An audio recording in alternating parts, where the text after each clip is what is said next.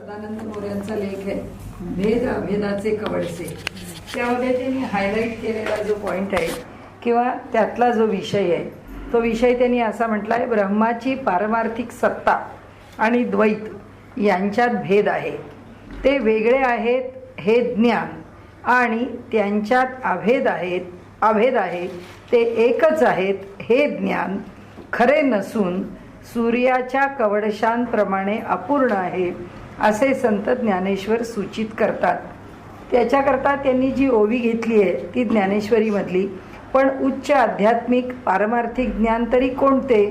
ज्ञानेश्वरीच्या 7व्या अध्यायात ज्ञानी भक्ताचे वर्णन करताना एक मुद्द्याची ओवी आढळते. ही ओवी घेऊन त्यांनी त्यावर निरूपण करून हे कन्क्लुजन किंवा हा निष्कर्ष काढलेला आहे. तया ज्ञानाचेनी प्रकाशे फिटले भेदाभेदाचे कवडसे, मग मीची जाहला समरसे भक्तूही तेवीची. याच्यामध्ये दोन गोष्टी आल्या. एक गोष्ट आली ती गोष्ट अशी की आता इथून आपण ती ओवी घेऊ. त्यांनी म्हटलं आहे की इथे त्या ज्ञानाचेनी प्रकाशे, ज्ञानाचेनी प्रकाशे ज्ञानाच्या प्रकाशाने म्हणजे ज्ञान हा विषय तिथे घेतला. ज्ञानाचा प्रकाश म्हणजे ज्ञान प्रकट झालं. आता प्रकाश आला म्हणजे ज्ञान आत राहिलं का बाहेर आलं? बाहेर आलं. सूर्याच्या ठिकाणी नाही राहिलं, प्रकाशाच्या रूपाने बाहेर पडलं म्हणजे ज्ञान व्यक्तीकरणाला आलं, म्हणून ज्ञानाचेनी प्रकाशे. आता त्यांनी म्हटलं आहे फिटले भेदाभेदाचे कवडसे. आता प्रकाश आला म्हणजे आविष्काराला आलं, भेद आणि अभेद याचे कवडसे म्हणजे पूर्ण प्रकाशाच्या पासून निर्माण झालेले त्याचे अंशात्मक भाग त्यांनी आता अंश स्वीकारला. म्हणजे आता त्यांनी विषय मांडताना त्या मूळ प्रकाशापासून भेद आणि अभेद हे जे द्वैत आहे हे द्वैत म्हणजे अंशात्मक आहे. आता भेदाचा एक अंश आहे, अभेदाचा एक अंश आहे, हे झालं. आता त्यानंतर त्यांनी असं म्हटलं, मग मीही जाहला समरसे, मग मीची जाहला समरसे. मी म्हणजे अहंकार किंवा स्वतंत्र किंवा अस्तित्व किंवा त्या चैतन्यापासून प्रकटीकरणाला आलेलं जीवरूप, जीवभाव किंवा जीवाची स्थिती, हा जो जीव आहे ते तो काय झाला? समरस झाला. मग मीची झाला समरसे. केव्हा समरस झाला? की जेव्हा भेद आणि अभेदाचे कवडसे मिटले किंवा संपले. तया ज्ञानाचेनी प्रकाशे फिटले भेदाभेदाचे कवडसे. ते भेदाभेद फिटल्यानंतर मी नावाचं जे स्वतंत्र अस्तित्व, ज्याला आयडेंटिटी म्हणतो, ते स्वतंत्र अस्तित्व पण संपलं, कारण भेद आणि अभेद हे दोन संपून गेले. त्यामुळे मी हा भेद संपला. आता काय झालं ते म्हणतात भक्तूही तेवीची. भक्त पण तसाच आहे, म्हणजे त्याचप्रमाणे भक्तही समरस झाला, किंवा जे ज्ञानाने घडतं तेच भक्तीत घडतं, असा त्या ओवीचा आत्तापुरता अर्थ घेतला. तर त्यावर आता अर्थ कसा लावलेला आहे बघा. आता त्यांनी सांगितलं की ब्रह्माची पारमार्थिक सत्ता आणि द्वैत यांच्यात भेद आहे. आता इथे द्वैत आणि पारमार्थिक सत्तेचा संबंधच येत नाही. पारमार्थिक सत्ता ह्या सत्तात्रयाच्या सिद्धांतामधली पारमार्थिक सत्ता आहे. म्हणजे एक प्रातिभासिक सत्ता, एक व्यावहारिक सत्ता आणि एक पारमार्थिक सत्ता. पारमार्थिक सत्ता म्हणजे मूळ रूपात ईश्वर, किंवा आपण घेतला आहे अमृतानुभव त्याप्रमाणे कुठे तर महत आणि अहंकार, किंवा ब्रह्मांडाच्या बाजूने घेतला तर हिरण्यगर्भ, तिथे जातं, मुळात जातं. तिथे पारमार्थिक सत्ता ही त्या मुळाशी जाते. जेव्हा त्या मुळाशी जाते तेव्हा द्वैतच नाहीये. म्हणजे पारमार्थिक सत्तेची तुलना द्वैताशी होऊच शकत नाही. म्हणजे साखर आणि वाळू यांची तुलना करण्यासारखं आहे पारमार्थिक सत्ता आणि द्वैत यांच्यामध्ये, कारण तुलनेला साम्य पाहिजे ना. इथे आता त्यांनी कसं सांगितलं आहे बघा. त्यांनी म्हटलं आहे की ब्रह्माची पारमार्थिक सत्ता आणि द्वैत यांच्यात भेद आहे, कॉमा, ते वेगळे आहेत हे ज्ञान. वेगळे आहेत हे ज्ञान कसलं आलं? हे अज्ञान चालूच आहे आपलं.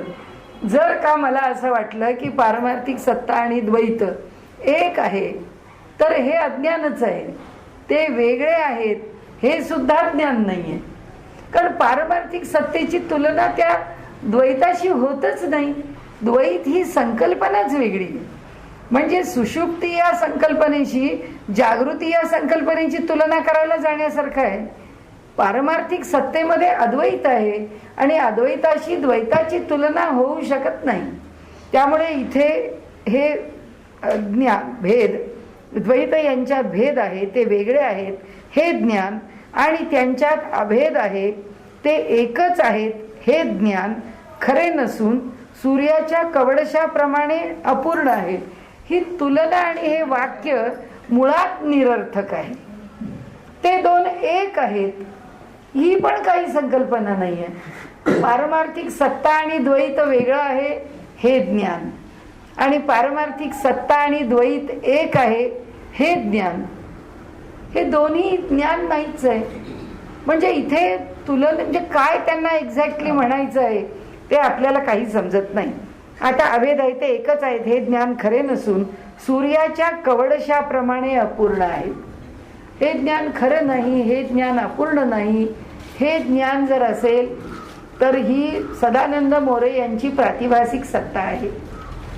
ते त्यांच्या प्रातिभासिक सत्तेमध्ये काहीतरी विधान करतायत की जे कल्पनारम्य आहे, ज्या विधानाला स्टँडिंग नाही.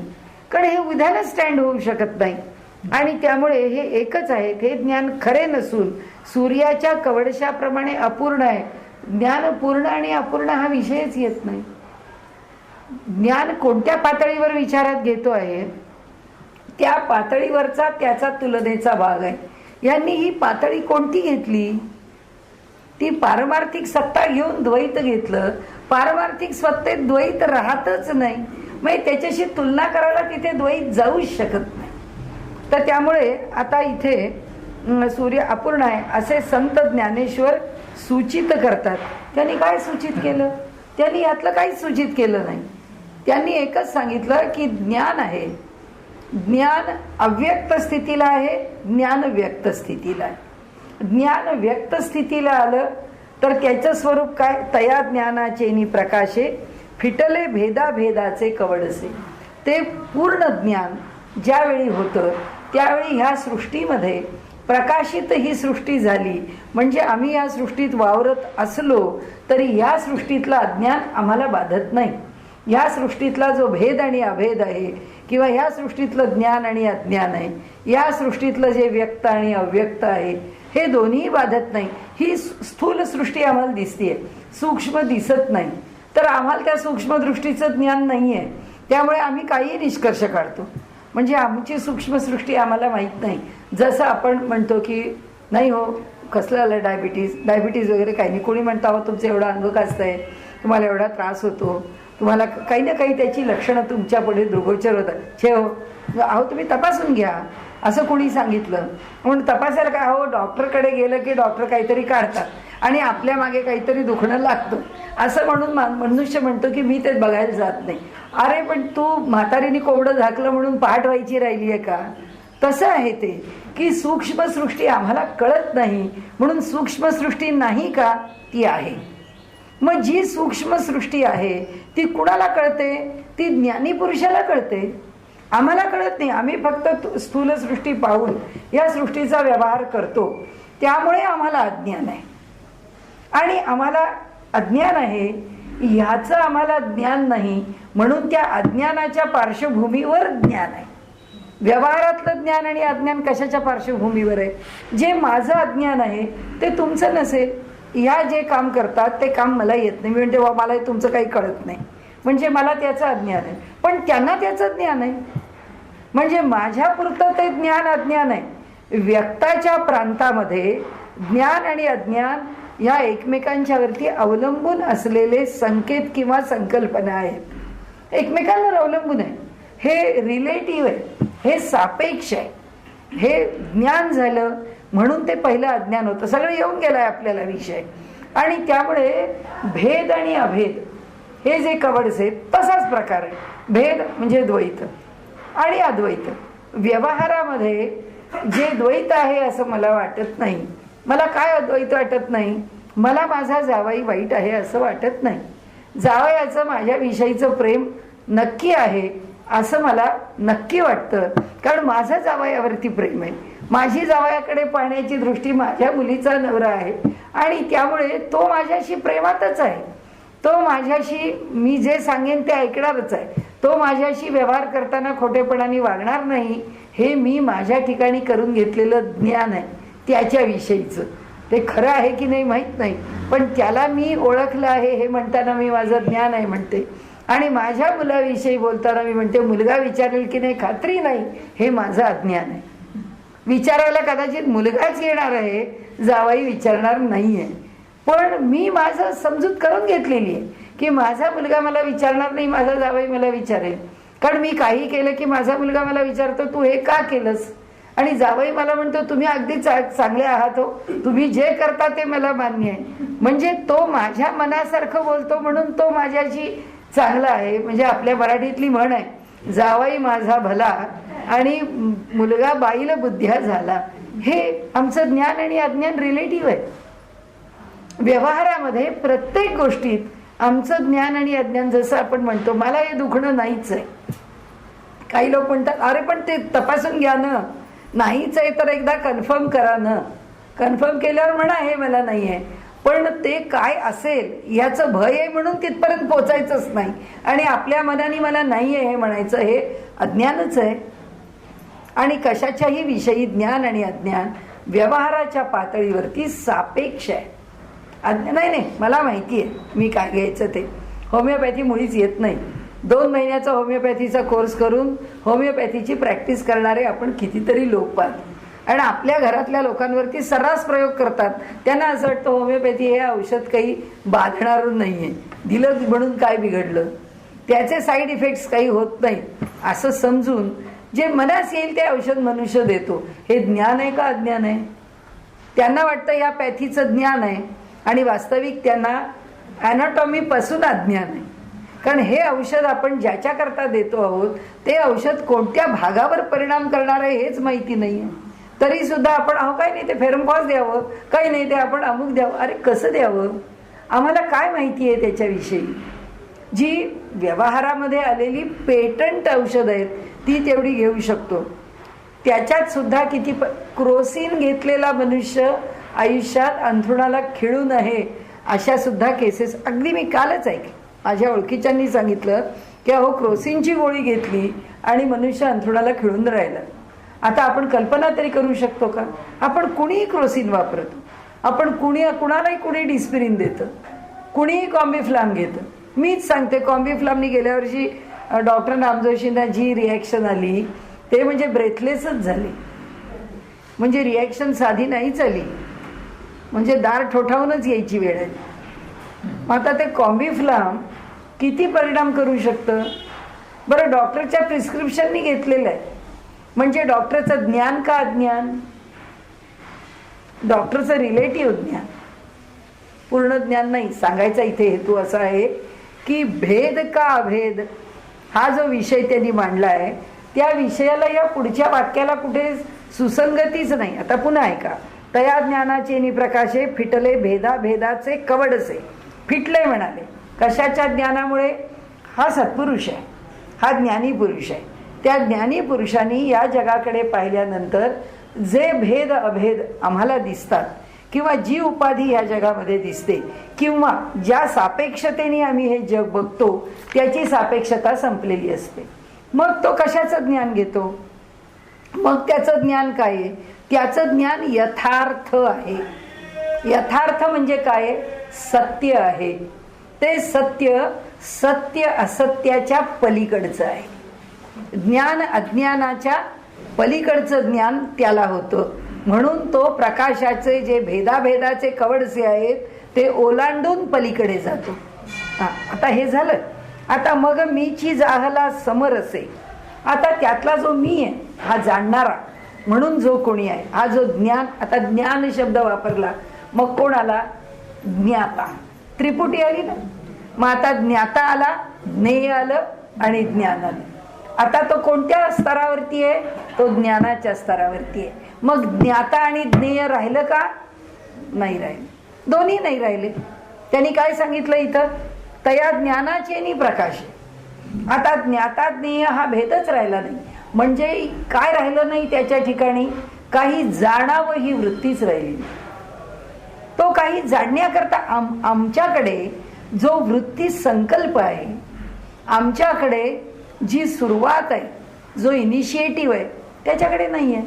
म्हणून आपण सारखं गीतेचे 2 शब्द वापरतो ना, सर्वारंभ परित्यागी आणि शुभाशुभ परित्याग. दोन्ही सर्वारंभ परित्यागी आहेत.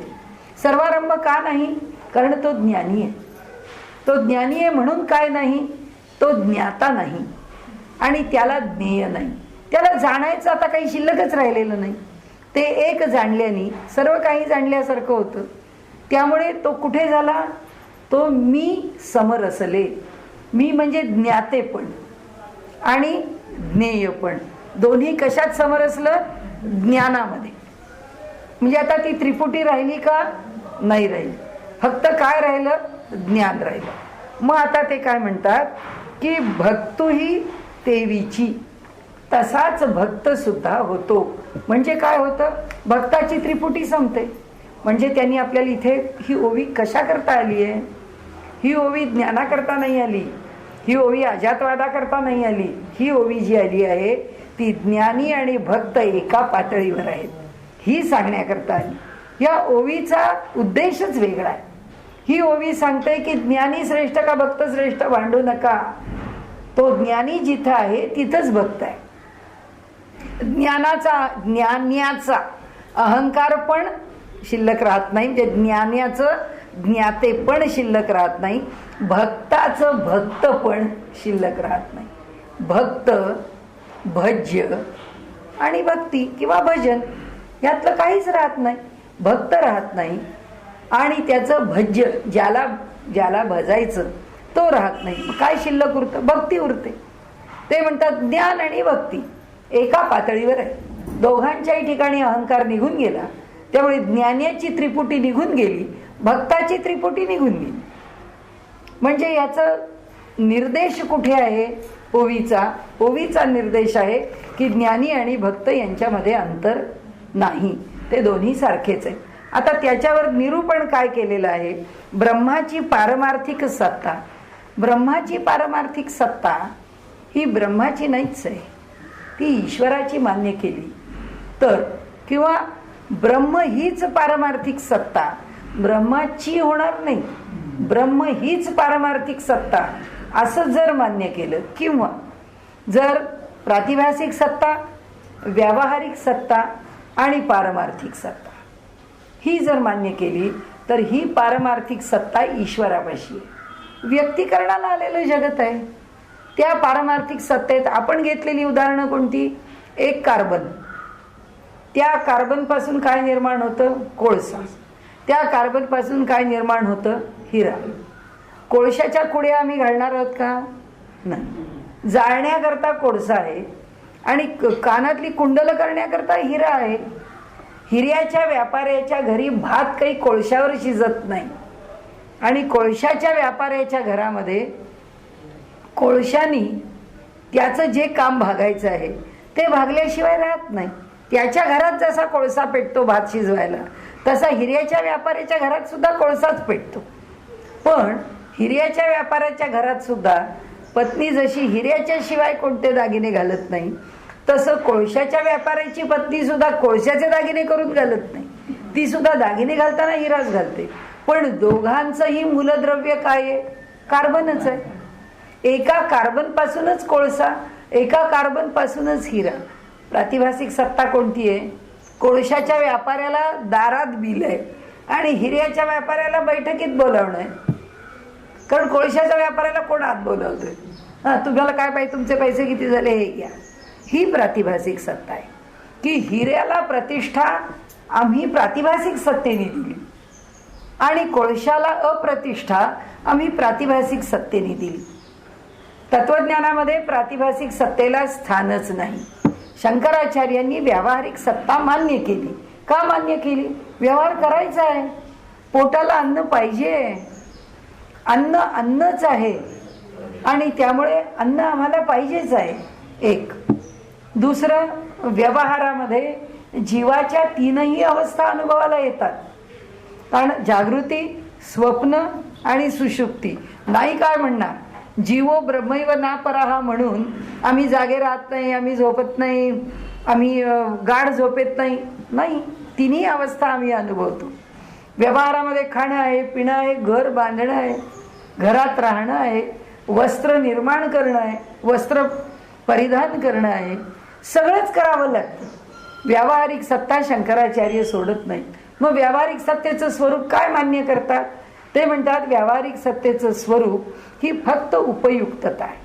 आम्ही व्यवहार कशा करता करावा? जो आम्हाला व्यावहारिक सत्तेत राहणं अवघड आहे. आम्हाला साडी जशी तसे मॅचिंग दागिने पाहिजे. साडी एकच चालत नाही, नाही तर वास्तविक पाहता जगामध्ये एवढी व्यापाऱ्यांची आणि दुकानं निघायची गरजच नव्हती. एक 5-6 रंग किंवा अगदी 7 रंग इंद्रधनुष्याचे कापडं आपली रंगवून काढली, सगळ्यांनी आणली. पंजाबी ड्रेस त्याचाच, पायजामे त्याचे, साड्या त्याच्या, संपलं. काय वस्त्र पाहिजे? वस्त्राची फक्त गरज आहे शरीराला, म्हणून वस्त्र पाहिजे. पण गरजेकरता वस्त्र आम्ही नेसत नाही. वस्त्र आम्ही प्रातिभासिक सत्ते करता नेसतो. हे आमच्या आवडीचं आहे, हे या टाईपचं आहे, हे आज नेसलं ते पुन्हा उद्या नेसायला नको, ही सगळी प्रातिभासिक सत्ता. व्यावहारिक सत्तेत राहा असं शंकराचार्य सांगतात. व्यावहारिक सत्ता फक्त उपयुक्तता जाणते. आणि व्यावहारिक सत्तेप्रमाणे स्वयंपाक केला तर आमच्या बायकांना जितकं सुख लागेल तितकं जगात कोणाला लागतं. रोज एक डाळ आणि भात शिजवून ठेवायचं, पाहिजे असेल तर पालेभाज्या किंवा भाज्या उकडून ठेवायच्या, खा. कारण ही व्यावहारिक सत्ता आहे. शरीराला आवश्यक आहे तेवढं घ्यायचं. त्याचे एक गहू प्रकार बहु करायला कुणी सांगितलं? काही गरज नाही. पदार्थांचं वैविध्य, 1000 पाकक्रिया, आवश्यकता नाही. प्रातिभासिक सत्ता. व्यावहारिक सत्तेत फक्त आवश्यकता आहे. आणि पारमार्थिक सत्तेत काय? पारमार्थिक सत्तेत याचं जे मूळ रूप आहे त्याचं मला भान आहे. व्यक्ततेमध्ये, व्यक्त जगामध्ये वावरताना ही वस्तू अशी नाही. म्हणजे साखर मला गोड लागते, साखर मला आवडते, उसापासूनच गूळ होतो, गूळ मला आवडतो, काकवी मला आवडते. पण आपण म्हणतो मला पुरणाची पोळी गुळाचीच आवडते. मध्य प्रदेशातला माणूस म्हणतो छे आम्ही त्या गुळाच्या पोळीला हात लावत नाही, आम्हाला साखरेची पोळी पाहिजे. आता एकच ऊस आहे, पण त्याच्यापासून साखर आणि त्याच्यापासून गूळ, ह्या दोन्हांच्या मध्ये जो भेद आहे तो भेद आम्ही जाणतो आणि त्या भेदात आम्ही वावरतो. मूळ वस्तू ऊस आहे, मूळ ऊसापासूनच मिळणारे हे सगळे पदार्थ आहेत. काकवी आहे, काय 1000 प्रकार आहेत. ते सगळे आता मळीपासून तर हातभट्टी पण आहे, काय नाही त्याच्यापासून. पण त्याच्यापासून मिळणारे सगळे पदार्थ आम्ही जाणतो. पण आम्ही ऊसापाशी थांबतो का?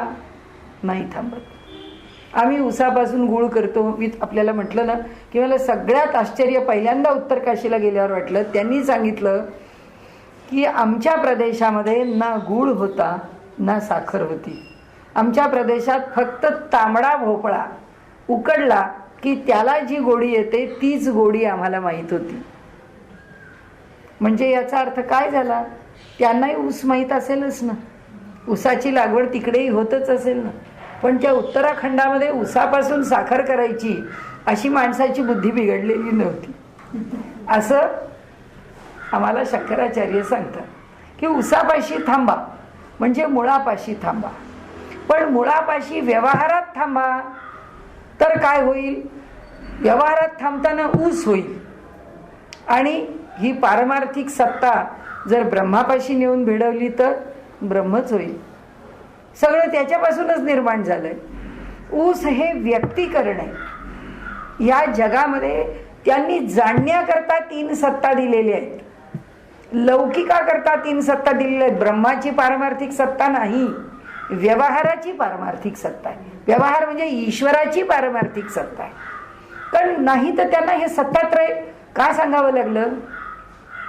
कारण अद्वैत सिद्धांत जो आहे तो व्यवहाराला उभाच राहू शकणार नाही. जीवो ब्रह्मैव ना पराहा असं जर आम्ही म्हटलं तर ब्रह्मसत्यं जगन मिथ्या, जगाचं मिथ्यात्व व्यवहारात सिद्ध होत नाही, जगाचं सत्यत्व सिद्ध होतं. कारण दोन व्यक्ती आहेत असा समजूनच व्यवहार करावा लागतो. सगळं एक आहे समजून व्यवहार होत नाही. कारण त्या म्हणून तर आपल्याकडे गीताकारांनी म्हटलंय ना की जेव्हा खायला गवत घालायचं तेव्हा ते माणसाला घालून चालत नाही, ते गाईलाच घालावं लागतं. माणसाला त्याचं अन्नच द्यावं लागतं. म्हणजे व्यावहारिक सत्तेमध्ये सगळं एक आहे धरून चालत नाही. मग व्यवहारामध्ये पारमार्थिक सत्तेत कसं राहावं? समर्थांनी सोप्या शब्दात सांगितलंय, बहिसंगी अंतस्त्यागी लोके विहर राघव. बाहेर व्यवहार करताना हे सगळा संघ आहे हे लक्षात ठेव. या सगळ्याची उपाधी लक्षात घे की त्या व्यक्तीच्या मागे काय उपाधी आहे. आपण म्हणतोच आपली उपाधी काय, म्हणजे आपलं आडनाव काय, त्या आडनावाने आपली उपाधी सांगितली जाते. आपलं नाव काय झालं ना, माझं नाव अमुक आहे, यांचं नाव अमुक आहे. कुणीतरी जर मला दुसऱ्या नावाने बोलावलं तर नाही माझं ते नाही नाव, माझं हे नाव आहे. म्हणजे व्यवहारामध्ये जो तो आपल्या आपल्या संघाने बांधलेला आहे. पण अंतःकरणामध्ये अंतस्त्यागी हा बाहेरचा सगळा संघ सोडून दे. ती अंतस्त्यागी ही भूमिका कोणती आहे? ती पारमार्थिक सत्ता आहे. शंकराचार्य आम्हाला सांगतात व्यवहारामध्ये वागताना व्यावहारिक सत्तेत व्यवहार करावाच लागेल. तो अद्वैत सिद्धांत सुद्धा नाकारत नाही. पण परमार्थतः आपण व्यवहारामध्ये सांगू परमार्थतः काय, हे सगळं एकच आहे. याचं तत्वज्ञान काय? जे जे भेटे, मौलींच्या शब्दात जे जे भेटे भूत तयामानी भगवंत. म्हणजे प्रत्येक भूतमात्राच्या विषयी वेगळा भाव तू मनामध्ये ठेवू नको. आता इथे पारमार्थिक सत्ता आणि द्वैत यांचं ज्ञान एक आहे आणि यांचं ज्ञान भेदात आहे हा विषयच येत नाही. पारमार्थिक सत्ता हा शब्द माहिती आहे आणि द्वैत हा शब्द माहिती आहे, म्हणून द्वैत कुठं लागू पडतं हे इथे येत नाही. आता बघा आपण ते वाक्य ऐका. ब्रह्माची पारमार्थिक सत्ता आणि द्वैत यांच्यात भेद आहे. म्हणजे ब्रह्माची जी पारमार्थिक सत्ता म्हटली जाते आणि हे जगातलं जे द्वैत आहे, ह्या दोन गोष्टींच्या विषयी काय म्हणतात? भेद आहे. हे दोन वेगळे आहेत. ते वेगळे आहेत हे ज्ञान. म्हणजे पारमार्थिक सत्ता वेगळी आहे आणि द्वैत वेगळं आहे हे ज्ञान. आणि त्यांच्यात अभेद आहे, ते एकच आहेत.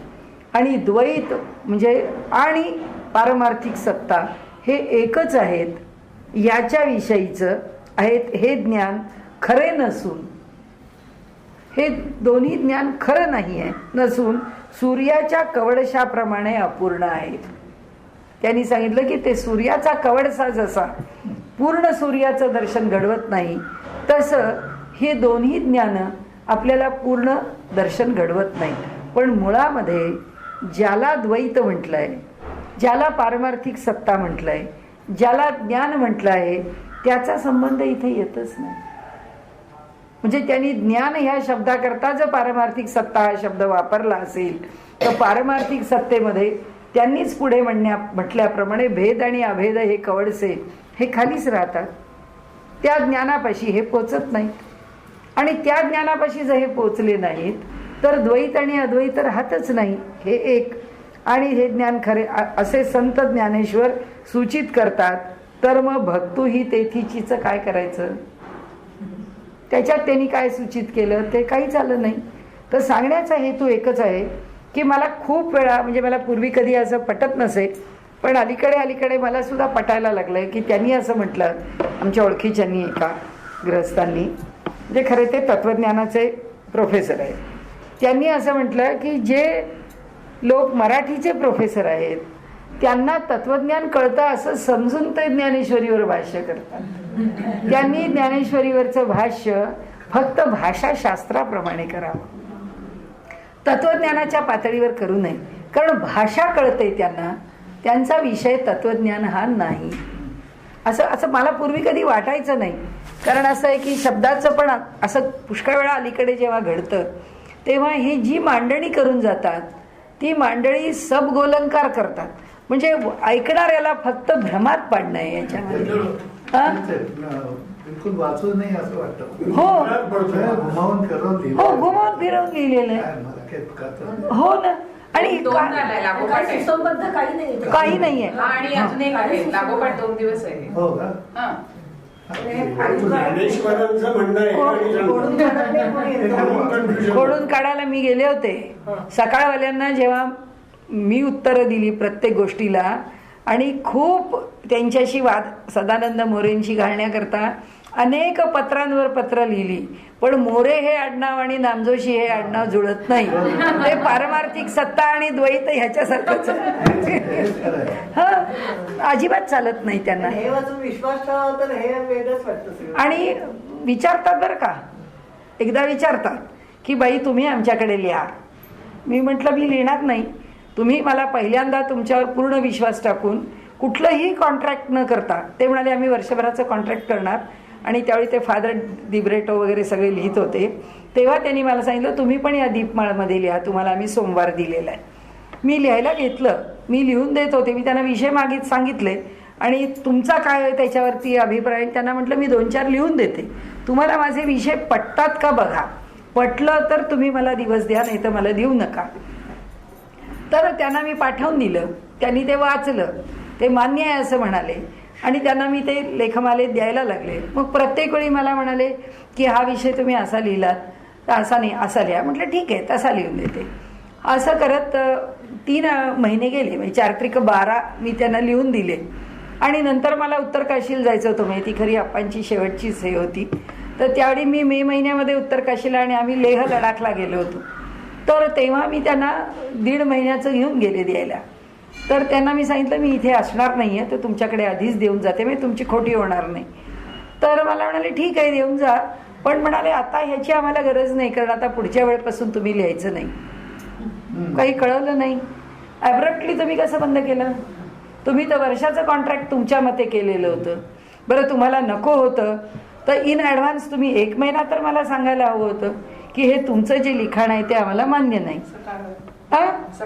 सकाळ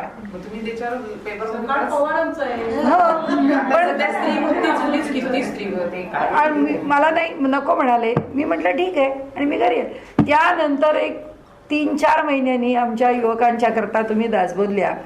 म्हटलं आता मी लिहिणार नाहीच. केव्हा लिहीन? जेव्हा तुम्ही मला कॉन्ट्रॅक्ट करून माझ्या हातामध्ये हा कागद द्याल की इतके एपिसोड्स तुम्हाला लिहायचे आहेत आणि मी जे लिहीन ते तुम्हाला मान्य. मी काही तुमच्या मताच्या बाहेर जाणार नाहीये. मला काही वेडवाकडं थोडंच लिहायचंय दासबोधाच्या निमित्ताने, पण तुम्ही आपलं हे नका लिहून ते नका लिहून म्हणाले तर. आणि मी काही जातीयवादी लिहिलं नाही, मी काही धर्मवादी लिहिलं नाही, मी असं काहीच लिहिलेलं नव्हतं. तर मी म्हटलं हा फादर दिब्रेटो काही लिहितो ते यांना चालतं आणि आम्ही सरळ काही लिहितोय ना. आत्तापर्यंत 3 वेळा विचारून झालं त्यांचं मला. मी म्हटलं तुम्ही तुमच्या ठिकाणी विचार पूर्ण करा आणि मगच मला सांगा. आणि यांच्या ह्या सदानंद मोरेच्या महात्मा गांधी लोकमान्य ते महात्मा गांधीवरती तर मी साप्ताहिक सकाळमध्ये झोडून टीका केली आहे, पण सदानंद डुमरेंनी माझे लेख छापलेच नाही, आलेले एकही नाही. मी म्हटलं प्रमाण द्या, तुम्ही लिहिलेल्या वचनाला प्रमाण द्या, तेही नाही. पण मी माझी हौस भागवून घेतली. सदानंद मोरेंना आम्ही आमच्या गीता धर्म मंडळामध्ये तुका वैकुंठासी गेला, आमच्या रजनीताई पत्की आणि शोभा घोलप त्या म्हणाल्या आम्ही इथे काहीतरी रिसर्च करतो. म्हटलं तुम्ही काय कराल? तर हा विषय म्हटलं तुम्ही जरूर घ्या. त्यांनी त्याचा एक रिसर्च पेपर काढला, आम्ही लगेच तो छापला. आणि त्यावेळेला कोणाला बोलवायचं? आम्ही सदानंद मोरेंना बोलवतो. मी मनात म्हटलं मला आनंद आहे, कारण मी न बोलावता ते आपोआप येणार आहेत. ते आले. अर्थात मी तेव्हा अध्यक्षच होते गीता धर्म मंडळाची. त्या तुकारामाच्या संदर्भात त्यांना इतका झोडून काढला, विद्रोही तुकाराम पण आणि तुकाराम वैकुंठाला गेले त्या संदर्भात पण. त्यापासून सदानंद मोरे माझ्या समोर तोंड वर करून उभे राहत नाही. आणि त्याच्याच करता आता आपल्याला सांगते, मी कधी बोलले नव्हते, त्याच्याच करता त्यांना ज्ञानेश्वरी भांडारकर मध्ये नको आहे. ते 3-4 लोक आहेत, साळुंखे, हरी नरके, सदानंद मोरे. या 3घांना यांची ज्ञानेश्वरी कशी चालते भांडारकर मध्ये बघू असं आहे. म्हणून त्यांना टक्कर द्यायला आपण जाऊन बसलो. आपल्याला तरी काय अडलंय तिथे जाऊन बसायचं, पण तुमचं नाही चालू द्यायला, म्हणून आम्ही येतोय. नाही तर तुम्हाला का राग ज्ञानदेवांचा कशा करता? म्हणजे तुम्ही ज्ञानदेवांचा राग करता म्हणून आम्हाला तिथे बसायचं. मी काही तुम्हाला हे सगळं सांगत बसले नाही कधी, आणि मला ते नको पण आहे. नाही, त्यांना असं वाटतं मी तुकारामांचे वंशज येते. हो. मुळात तुकारामांचं आडनाव मोरे नाहीच आहे. तुकारामांचं आडनाव आंबिले आहे. हो, पण ते पुढे पडलं ना मग. मोरेच झालं, मोरेच झालं. पुढे मोरे झालं ना, त्यामुळे त्यांना ते वाटतं की हा.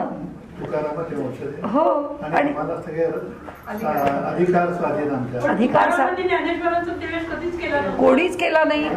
पायीची वाहन पायी बरी म्हटलंय ज्ञानेश्वरांच्या समोर. त्यांनी स्वतःला पायाची वाहन म्हटली आहे. ज्ञानी आजार त्यांच्या नावावर जे लिहिलंय म्हणून गोंधळ होतो. हो, खरंय. हे कसं काय नाही, आता ह्यांना काय करणार सांगा तुम्ही. यांना आपण काही करू शकत नाही. आणि ह्या लोक आपण म्हणतो पण असं नाही आहे ना. नाही, लोकांपर्यंत पोहोचतं ना, लोकांपर्यंत पोहोचत. आता लोक जे वाचतात ना त्याचे विपरीत अर्थ करून घेतात, आणि तुम्ही आम्ही सांगून कोणी ऐकणार नाही. आधी 2 ओळींची ओवी किती वेगळा अर्थ लावून मोकळे झाले. आता तुम्ही किती अर्थ 2 ओळींचा इमिडिएटली विदिन 2 वाक्यात सांगितलं. नाही, आणि काय बघा, आता तुम्ही सगळं विवरण केलं, पण याच्या अगोदर जे लिहिलंय पटतच नाही. आणि काय म्हणजे ओवी जाते म्हणजे टुवर्ड्स व्हॉट, हो ना. म्हणजे त्या ओवीचा उद्देश काय आहे, तिचा लक्ष काय आहे त्या ओवीचं, हेच तुम्ही बघत नाही. मुळामध्ये ओवी कशा करता आली, ती घेतली काय त्याचा कशा करता तिथे आलेली आहे, आणि त्या ओवीचं स्वरूप काय हेच जर आम्ही नाही पाहिलं. पण काय आपण काही बोलू नाही शकत. नाही ना, किती म्हणजे हरी नरकेंनी तर जंग जंग पछाडलाय आपल्याला तिथे जाता येऊ नये म्हणून. पण आता काय झालंय, आता तिथलेच सगळे स्टाफला लक्षात आलंय ही सगळी काय गडबड आहे ते. आता तो स्टाफ आपल्या विरुद्ध नाही आहे आता, पण काय उपयोग त्याचा. त्यामुळे आपण ज्ञानदेवांना लहान मोठे ठरवणारे तुम्ही नाही, पण तुम्ही जर असं राजकारण करत असाल तर तुम्हाला टक्कर द्यायला आम्ही नक्की समर्थ आहे. ज्ञानदेव पाहून घेतील ना, आम्हाला काय काळजी करायचं कारण आहे.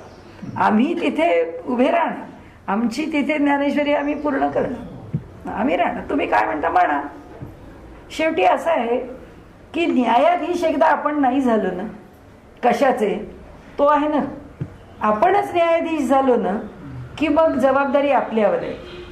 न्यायाधीश पण त्याच्याकडे सोपवलं आणि वकीलपत्र आपल्याकडे घेतलं की आपल्या डोक्याला ताप.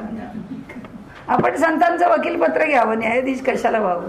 तुम्ही काय, त्यांना आम्ही त्यांचे भाडे काढलेत त्या दिवशी, कारण मीच अध्यक्ष होते, मला कोणी बोलणारच नव्हतं, त्यामुळे मी सोडलंच नाही त्यांना मोरेंना. आणि त्यामुळे हो माझ्या, कारण त्या बायकांनी बोलावलं, मी बोलावलंच नव्हतं, त्यामुळे मला दोष पण येत नव्हता.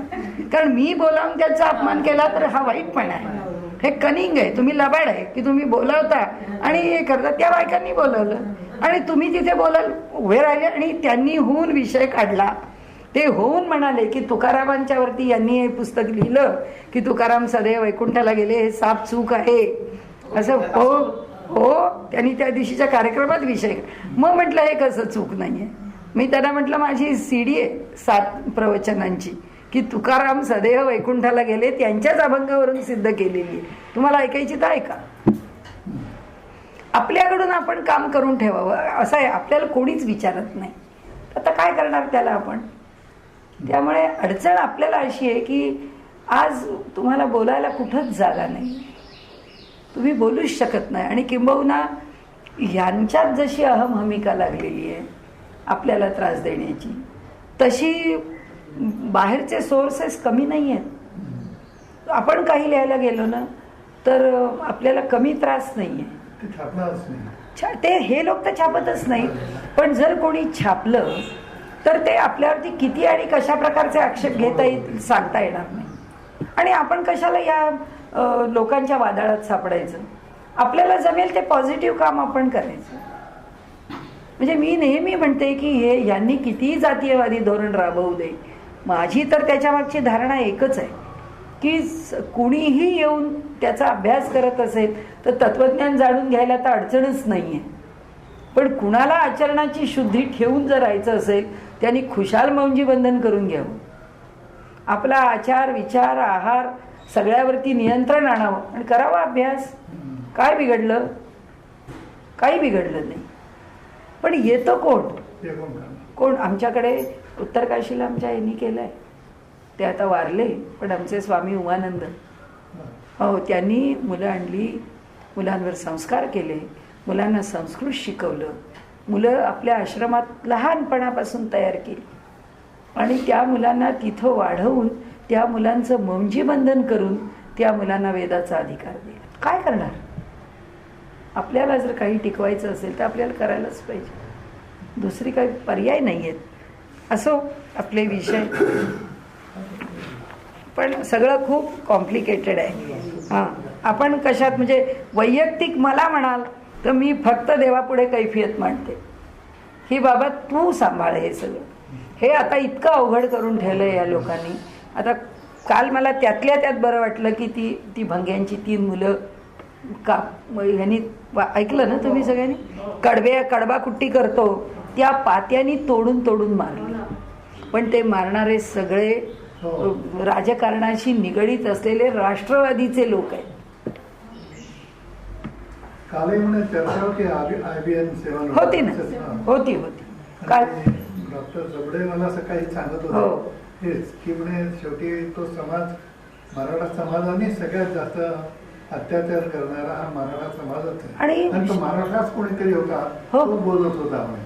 हो, होता ना. गप्प झाले. नाही, तो हा होता बबनराव पाचपुते होते, नगरचे पालकमंत्री. पण ते फेवरमध्ये नव्हते बोलत ना, ते गप्प होते. नाही, थोडंसं बोलले. हा. ते म्हणाले की मी तुम्ही जे म्हणता 1 तारखेला घटना घडली आणि 1ला FIR दाखल करायला ते लोक आले, तर त्यांनी FIR दाखल करून घेतला नाही. का दाखल करून घेतला नाही याच्याकरता पुन्हा त्यांची चर्चा झाली. ते म्हणाले आमच्यापर्यंत विषय आला, मग 3 तारखेला तो FIR दाखल करून घेतला आणि हे लोकांना ते जे तुकडे करून मारलं होतं ते एका विहिरीमध्ये टाकलं आणि त्या विहिरीत त्याच्यावरती माती टाकून दिली. हां, आणि मग ते शोधून सापडलं नंतर त्या मुलांचे हातपाय आणि हे, तेव्हा दाखल करून घेतल्यावर हे लोक कोण, त्याचा काय संबंध तो लागला. ज्यांनी त्यांना मारलं ते ताब्यात घेतले. तर बबनराव पाचपुत्यांचं म्हणणं असं होतं की हे त्यांना म्हटलंच पाहिजे, हे घडलं, हे चुकीचं आहे, हे त्यांना म्हटलंच पाहिजे.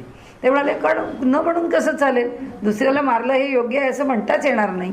तर त्यांनी म्हटलं की हे घडलं, हे चूक आहे, हे घडलं, असं कुठेच घडता कामा नये, हे कोणीच घडवू नये, ज्यांनी घडवलं त्याला शिक्षा व्हावी, हे इतकं बोलले. आणि म्हणाले आम्ही काही त्याच्याकरता थांबलेलो नाही आहोत. गेला ना सगळा जानेवारी महिना, 1 तारखेला घडलेलं चर्चेला 31 तारखेला आलं. इतके दिवसात काय झालं? आणि पृथ्वीराज चव्हाणांनी सांगून टाकलं की माझ्यापर्यंत ही बातमी झाली नाही. त्या बबनराव पाचपुत्यांनी सांगितलं की मी हे आबांना सांगितलेलं आहे, गृहमंत्र्यांना. हे माझं काम नाही आहे पृथ्वीराज चव्हाणांना सांगायचं, आबांचं काम आहे. आबांनी काय केलं त्यांनी बघा. पण अवघड आहेत गोष्टी फार, म्हणजे आपल्याला जितकं दिसतं ना तितकं सोपं नाही आहे. आपण आपल्या बाजूनी फक्त पॉझिटिव्हली पुढे जायचा प्रयत्न करावा. आता मी सांगायचं म्हणजे हे सदानंद मोरे या टीव्हीचा एक थिंक टँक आहे, एक विचारवंत म्हणून त्यांना विचारात घेतात आणि त्यांची मतं ग्राह्य. आता या माणसाची मतं जर तुम्ही ग्राह्य मानता तर लोकांच्या समोर तुम्ही काय प्रोजेक्ट करता? आम्ही म्हणतच नाही तुम्ही ब्राह्मण, मराठा, PC, OBC काही करा, पण जो मनुष्य योग्य विचार करतो त्याला घ्या ना. त्याचं म्हणजे ते काय आम्हीच काही केलं म्हणजे उजाडणार आहे किंवा माझ्याच कोंबड्यांनी पहाट व्हायची असं नाही. पण अनेकांची कोंबडी चांगलीच आहेत ना पहाट करणारी. कुणालाही बोलवा ना तुम्ही, पण चांगल्याला बोलवा ना. काय या माणसाचं काय बॅकग्राऊंड आहे की या माणसाने हे करावं? काय तुम्ही खूप आहे हो या लोकांच्या मागे, खूप आहे. अवघड आहेत मंडळी फार. महाराष्ट्रावर त्यांची सत्ता आहे सर्व मराठ्यांची. शिवाजी महाराजांपासून शिवाजी महाराज हे त्यांचं तोंडी लावणे. कोण शिवाजी महाराजांना विचारतंय? दादोजी कोंडदेवचा पुतळा एका रात्री हलवला, त्यांच्या गावाला नेऊन टाकलाय आता. तिथं ठेवा म्हणाले. त्यांच्या वाघाने काय केलं मला कळलं नाही. त्यांचा वाघ काय ब्राह्मणाच्या घरातलं खात होता का काय? कुत्रा कुत्रा वाघ्या हो, त्या कुत्र्याने काय केलं काय ब्राह्मणाच्या घरात खाऊन मोठा झाला का? म्हणून त्या कुत्र्याचं सुद्धा हलवलं.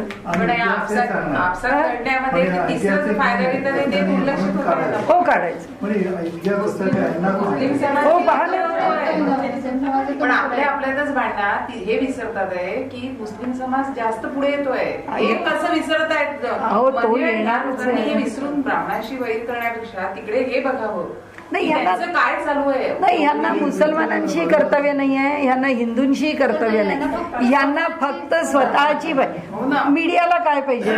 तो नितीन वागळे काय करतो? तो तेच करतो. तो तिकडे IBP माझावरती काय चालतं ते तेच चालतं. पहिले फक्त स्वतःच चालवणे. यांना देशाचं पडलंच नाहीये. हो हो अहो, ते तर तुम्हाला तुम्ही त्यांना काही करा की न करा 25 वर्षांनी तो प्रश्न उभाच आहे.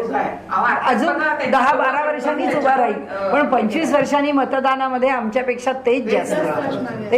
मुंबई, कलकत्ता, आता हे लोकच म्हणायला लागलेत. मद्रास, आता याचं पाहिलं ना विश्वरूपमचं काय केलं. आता तो बोलतोच आहे ना कमल हसन. हो मुंबई छोटा पाकिस्तान म्हणून वेगळंच हो. प्रत्येक गावात आपल्याकडे काय आहे कोंडव्यात. पूर्वी काय होतं पूर्व भागात आपल्या लोकांनी अक्षरशः स्वतःचे जीव दिले म्हणून त्या पूर्व भागामध्ये आम्ही जायला लागलो. नाही तर एक एरिया असा होता की तिथे हिंदूला प्रवेशच नव्हता आतमध्ये. पूर्व भागामध्ये घेत राहायचं नाही ना घ्यायचं. हो नाही. या IT कंपन्या आहेत ना त्यांना 2 वेळा नमाज पडण्यासाठी वेळ देतात. हो. पण आपल्या लोकांचे हे कापून घेतात. त्यांचे ब्रेक असतील. हो. त्यांना ब्रेकला जायला सुद्धा परवानगी देत नाही टॉयलेट्सला. त्यांना दिवसात 6-5 आवाज असतो सकाळी. हो आणि 6 वाजता करणे लावतात. हो काय म्हणजे आता काय कारण त्यांना आता 5ला करता येत नाही. बाळासाहेब होते तोपर्यंत काहीतरी धाक होता. आता या काय उद्धव आणि तर काहीतरी नाही. कारण शरद पवार बसलेत ना, त्यांना एकत्र न येऊ द्यायला तर बसलेत. नाहीच येऊ द्यायचं. हो ना. आता ते त्यांनी कारण त्यांनाही पुन्हा हिंदुत्वाचं नाहीये पडलेलं. कारण तो पक्षच बाळासाहेब किती हिंदुत्व म्हणू दे पण तो पक्ष म्हणजे सखा पाटलांनी पोचलेले बाळासाहेब गुंडच. दुसरं काय? सखा पाटलांनी तर आणलं बाळासाहेबांना आणि एक गुंड म्हणूनच पोचला. पण पुढे ते हिंदुत्वाची भाषा बोलायला लागले. हो कारण ते बोलल्याने आपल्याला अस्तित्व मिळेल. पण अवघड आहे हो या देशात सुद्धा जर हिंदूची मनोहर जोशी 2दा आले त्यांनी आपली सत्ता का टिकवली नाही?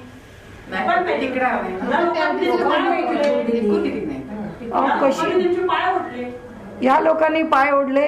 त्या भाजपात तरी काही नेतृत्व आहे का? काय तर लाल अडवाणींनी असं बोलावं. आणि या तरी उद्धवला आता काही गरज आहे का आम्ही सुषमा स्वराजला पाठिंबा देतो म्हणायची? काही म्हणजे यांना काही धोरणच नाहीये. आणि आता हो आणि आपापसात भांडणं वाढवत राहायची. 14 बाजारात तुरीन ते भटभटणीला मारी म्हणतो तशी स्थिती आहे. हो काही अर्थच नाहीये. काय करावं? काय सगळं म्हणजे अवघड आहे. हे सगळं पाहिलं ना की आपल्याला वाईट वाटतं. पण शेवटी असं वाटतं देवा काही करू शकत नाही. आपण हातबल आहे. हे सगळं वाटून मुस्लिमांचं फार वाढायला लागलं. म्हणजे असं वाटतं काय करावं आपण काय करावं नाही. आणि एक काळची काँग्रेस होती ना तर ती काँग्रेस वरवर काही बोलो पण तिने मुसलमानांना बरोबर चिमटीत धरलं होतं. त्यांनी ठेवलं होतं. त्यांनी काही त्यांना वाढू दिलं. हे या लोकांनी आता मीडियाने फारच केलंय. या सगळ्या प्रत्येकाला मोकळं प्रत्येकाला खुलं केल्यामुळे आता ते मुसलमान पण आमच्या इथे एक मुस्लिम नव्हता. आमच्या वडारवाडीतनं आता 2 हिंदू गेले तर त्याच्या मागे 1 मुस्लिम जातो. निम्म्याला निम्मी लोकसंख्या आली आहे. या बायका आपले ते घुंगट घेऊन काढून फिरत असतात. आपल्या नांदेड तेवढं गेलो तर सगळे ते कावळाच म्हटलं जातं. कावळे अशी सगळी हीच लोक. हो प्रत्येक गावागावामध्ये सगळ्याची नगर आहे तशी. हो हो म्हणजे नांदेडला तर तो भाग तर मी आयुष्यात नाही, तो तर हायली सेन्सिटिव्ह आहे. नांदेड आणि औरंगाबाद दोन्ही सेन्सिटिव्ह, दोन्ही सेन्सिटिव्ह. छोटी छोटी गावापासून सगळी नगरांना नावं दिली द्यायची. इथं तरी काय, इथे सुद्धा तसंच करतायत, पॉकेट्सच तयार करतायत. त्यांनी प्रत्येक ठिकाणी पॉकेट्स केली आहेत. मला तर आमच्या वडावाडीची फार भीती वाटते. कोणत्या दिवशी ते बॉम्ब टाकतील काही सांगता येत नाही. आमच्यापासून जवळ आहेत माणसं राहणारी, म्हणजे पाहता पाहता ती माणसं वाढतायत. पाहता नाममात्र रिक्षा घेतात आणि काय राहतात, नाममात्र झोपडपट्टी आहे आणि इतके उत्तम राहतात तिथे, लॅव्हिश राहतात. केरळमध्ये देखील ज्या मशिदी त्या इतक्या छान केल्या आहे, खूप रिनोव्हेट केल्या. दुबईचा पैसा आहे त्यांच्या, मस्कत वगैरे करून येतो, खूप मस्त केलं त्यांनी. पण असं आता बघा, आपलं ते आपल्या लकडी पुलाच्या जवळ केवढी वाढवत नेली आहे. आणि केवळ सगळं बर्व्यांच्यामुळे ते अडकलंय तिथे, नाहीतर सगळं आपलं मंदिर जाऊन तिथे झाली असते. वाढवली, उंच उंच केली. तो बांग करत होते ना, सध्या बंद आहे तो. मी तर आमच्या घरात ऐकू यायचा तो बांग. आता बांग ते पूर्ण होईल, मग परत बांग सुरू होईल. थोडं सध्या थांबले. आणि काय खरं म्हणजे लातों की भूत बातों से नाही मानते, तसंच आहे खरं. त्यांना नियंत्रणात ठेवल्याशिवाय ते राहणारे लोक नाही आहेत. फार नियंत्रण सुटलंय असं वाटायला लागलं. नाही, आपल्याकडे लॉ अँड ऑर्डर नाहीच आहे. त्यांचं मुस्लिम लीगच तेच आपल्याकडे आपण आमचेच लोक मूर्ख आहेत. आमचे प्रकाश बाळ म्हणतात, अहो तुम्ही आहात ना हिंदू 85%, मग तुमचं तुम्हाला काय म्हणे संरक्षण तुमच्या जीवावर नाही का निवडून. अरे तू कोण आहे, मग तू कोण आहेस, तू कोण आहेस. हो. आणि परवाच्या पाकिस्तानच्या वेळी इतके उसळून उठले होते, इतकं सुंदर बोलले प्रकाश बाळ. पाकिस्तानच्या संदर्भामध्ये त्यांना बोलावलं होतं ना, की ही जी आगळीक केली त्यांनी त्या शाहरुखला तिकडे बोलावला, त्याच्या संबंधामध्ये बोलताना अगदी पोट तिडकीने, अरे म्हटलं हे जरा हिंदुत्वाकरता वापर ना बाबा, कुठे गेलं तुझे हे सगळी बुद्धी. काय अवघड आहे हो, फार अवघड आहे. आपल्याला हे सगळं ऐकलं ना की कधी कधी तर संतापच येतो. आपण काही करू शकत नाही, आपल्याला जमीन नाही, आपल्याला लोक नाही, आपल्याच हालच आहे. म्हणजे पुढे जाऊन आम्ही अमेरिकेचे रहिवासी होणार. अमेरिकेच्या याच्यात त्यांनी जर आहे या स्थितीत आम्हाला तिथल्या लोकांना राहू दिलं तर आमच्या आत्ताही लोक सिनेट मेंबर्स आहेत. उद्या सिनेट मेंबर्समध्ये आमची काही जास्त जे मेजॉरिटी झाली तर आम्हाला तिथं से येईल, पण इथं से नाही आहे. हो, तिथंच ब्राह्मणांना से येईल काहीतरी, की आम्ही अमेरिकेलाच सांगू शकू की असं असं आमच्या मनाप्रमाणे चाला म्हणून.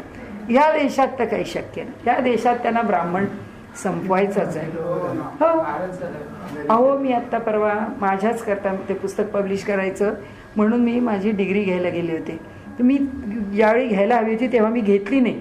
9 सालानंतर मी 10 साली घ्यायला हवी होती डिग्री, मी नाही घेतली. तर आत्ता हे माझं पुस्तक पब्लिश करायचं, त्यांनी सांगितलं पुणे युनिव्हर्सिटीची परवानगी पाहिजे. तर त्या बाईंनी मला सांगितलं तुमची डिग्रीच लावा त्याला. तर मी तिथे गेले, त्या म्हणाले आता हे 11 फेब्रुवारीला का 9 फेब्रुवारीला त्यांचं कॉन्व्होकेशन आहे, तर आम्ही तुम्हाला आत्ता डिग्री नाही देऊ शकत, तुम्हाला आम्ही म्हणजे प्रोव्हिजनल एक डिग्री सर्टिफिकेट देतो आणि ते तुम्ही लावा. तर म्हटलं ठीक आहे. मग ते घ्यायला मी गेले होते. तिथे आत्ता ज्या डिग्र्या लिहायच्या आहेत त्याची सर्टिफिकेट्स आणि त्याच्या मार्कशीट्स, तर त्यांनी जे कॉम्प्युटराइज्ड मार्कशीट्स केल्या आहेत, एवढेल्या गठ्ठ्यात बायका घेऊन बसलेल्या आहेत चुकीच्या मार्कांच्या मार्कशीट्स, आणि दुसरी बाई बोलावतात आणि मग ते दुरुस्त करत बसले. माझ्या समोरच मी पाहिलं की म्हणाले ह्या मार्कशीटवरती ते 84 मार्काचे 27 मार्क पडले, आता ह्याचे 84 करावं. पण म्हणजे काय हो हो, येतच नाही ना त्यांना वापरता, कॉम्प्युटरच वापरता येत नाही. हो हो ना, मी ते बघून थक्कच झाले. अहो, एवढेल्या गठ्ठ्यात तो मुलगा आला होता तिथे, तडफड त्या मुलाची. तो म्हणाला अहो माझी मार्कशीट बरोबर नाहीच आहे, मी डिस्टिंक्शनचा मुलगा आहे आणि माझे तुम्ही मार्क साधे 35% जेमतेम होतात, म्हणजे मी जेमतेम पास झालो थ्रू. हो, मग त्याच्या सगळ्या ऍडमिशन्स अडकल्या. तो मुलगा तडफड, एक बाई ऐकायला तयार नाही तिथली. अगदी नरेंद्र जाधव कोणतरी येत ना आता नाही, ते नाही. आता ते नाही, ते केव्हा झाले, मध्ये होते. तो कोण बोलला ना SC ST तेच जास्त करप्ट रेट ते अगदी खरं आहे. पण त्या नंदीचं वाक्य सुद्धा त्यांनी कसं ट्विस्ट करून आणलं. हा लगेच twist केलं. त्या मोहन भागवतांचं तसंच हो, आणलं, तसं. या नंदींचं पण तसंच आणलं. ते म्हणाले मी अशा पद्धतीचं वाक्य बोललोच नव्हतो, माझ्या बोलण्याचा सेन्स वेगळा आहे, तरी सुद्धा हे लोक ऐकायला तयार नाही.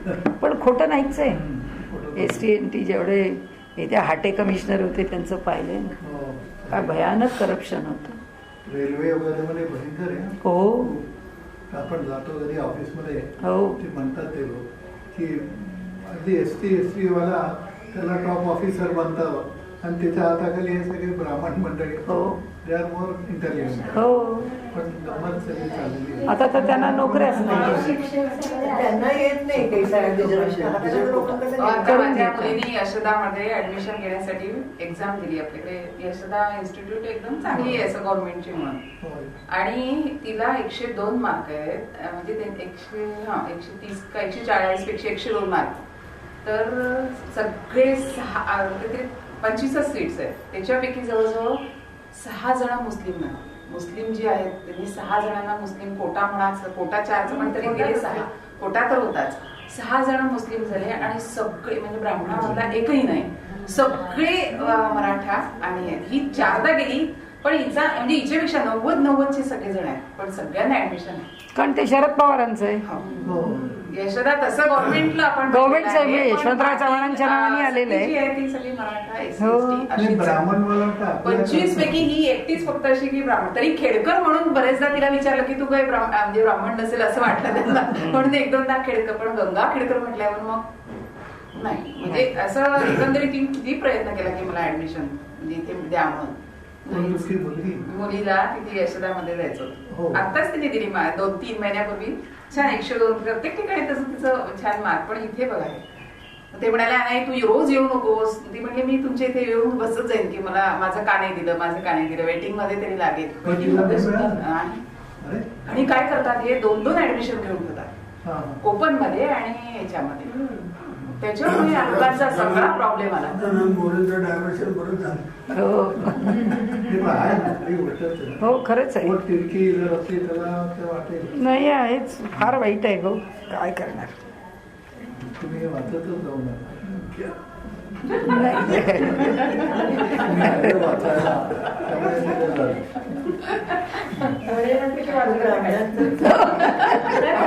विचार बाहेर पडायला पाहिजे. आपले विचार बाहेरच पडतात. कन्फ्युजनच झालं माझं म्हणून आपण म्हटलं. याच विषयात असतो. नाही आपल्याला डोळे पण टिकवायचे, खूप हे वाचण्यात कशाला दृष्टी असं काय जे येतं वाचनात ते वाचतो माणूस सहज. गोंधळ झाला म्हणून म्हटलं सोडत डोक्यात, पण ते फार वाढलंय. नाही हे काही फार वाढलं नाही आपल्याला, ठीक आहे ना. काय आपण पुन्हा एकदा प्रतिभा काय असतं, ओवी सुद्धा कशी लावायची हे सुद्धा समजायलाच पाहिजे. हो. आणि मोठ्या माणसांच्याकडनं समजून घेतल्याशिवाय आपल्याला कधी समजणार नाही. तुम्हाला सांगते, आम्ही आपांच्या समोर बसून ओवी शिकलेलो आहे की ओवीचा अन्वय अर्थ कसा लावायचा, त्याचा उद्देश काय, म्हणजे त्याच्याशिवाय आपल्याला ते वाचायला जायचं. म्हणजे मला आमचे तळगट्टी सर म्हणाले ते मला अगदी 100ने 1000% पटतं की ही लोक कशाला त्या तत्वज्ञानामध्ये घोळ घालायला येतात काय कळत नाही. यांना नाही माहिती काही, आणि कशा करता त्यात पडतात. असं क्षणी क्षणी निच नवी, दृश्याची चोख मदवी, दिठी करावी वेढवी उदार जो. बरोबर ना. हा 26. जो उदार द्रष्टा नवी नवी, क्षणाक्षणा आपणा नेसवी, दर्शनाचे करवी सुंदर वस्त्रे.